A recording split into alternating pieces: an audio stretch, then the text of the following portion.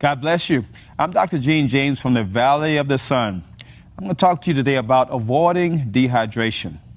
Most of us don't drink enough water. Most Americans and most people around the world are dehydrated and simply do not know it. Hydration is so important that the body is 75% water. You and I are 75% water. The brain, the heart, the lungs are 60 to 80% water. That means those rely heavily upon the water intake in order to be hydrated and to function normally. When you're dehydrated, you may find that your body starts to have thirst as its initial presentation. When you become dehydrated, you become thirsty. And that's when we tend to drink. But if we don't drink enough water, the dehydration continues, and thirst is no longer a presenting symptom. As you become more and more dehydrated, you become less and less thirsty. I know it does not make sense, but when you become less thirsty, other symptoms present. You may have nausea.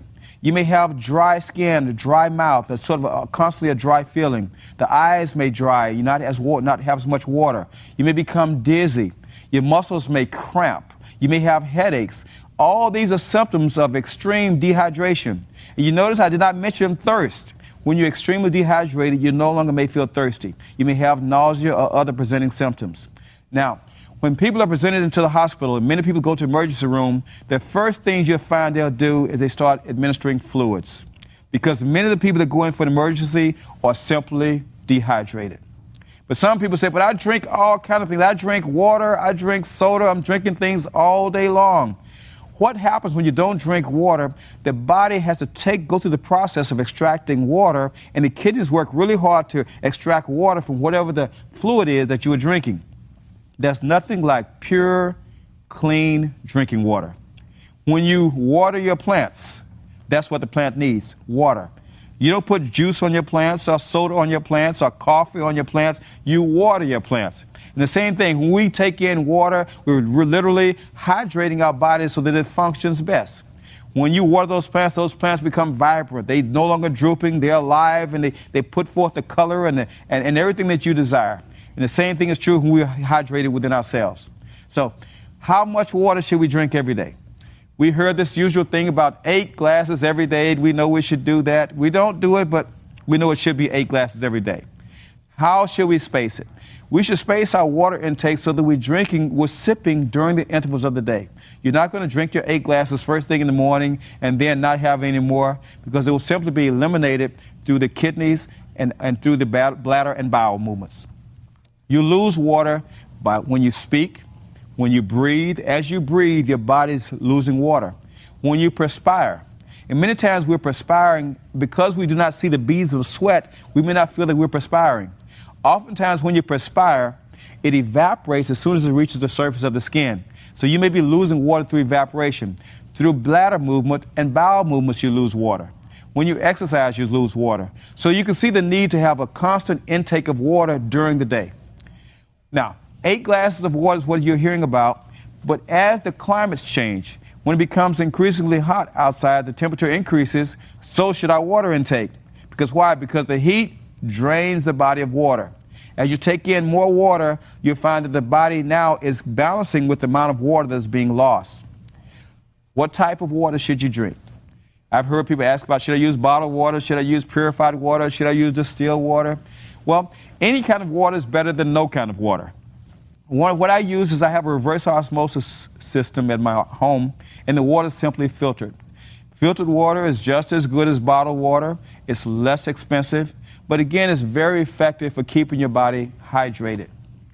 When you drink water, make sure not to drink it in such large quantities. It's best to sip it. Drink it slowly. As you drink it slowly, it now hydrates the tissues of the body. When you drink water, what happens first is it starts absorbing through the cells of the body. Those cells begin to hydrate themselves, and then you have that feeling of being refreshed. Now, when you work out, you see a lot of people that work out in the gym, and they're working out and they have water bottles with them, and that's a very good thing that when you're training. Whenever I would work out, I always had a water bottle, and after a few sets, a few exercises, I would drink water. You're constantly going to replace water within the body. I would drink up to 1.5 gallons of water per day during an intense workout or training session. When you see people that are athletes such as distance runners, marathon athletes or cyclists, they always have water with them when they're cycling, and they're always replenishing their bodies with water. When you think about children, most children, we give them less water, we give them more juices, more sodas. What happens when you give them too much juice and soda? That sugar intake makes them become very alkaline. Your body has a pH balance, and that pH balance is what makes a person healthy or unhealthy. When you're balanced, with your pH is pretty much around 7, the pH ranges from 0 to 15. When it balances around 7, the body is generally pretty healthy. If the pH drops too low or goes too high, you become too acidic. Now the body becomes imbalanced. And when you become imbalanced, you become what's called toxic.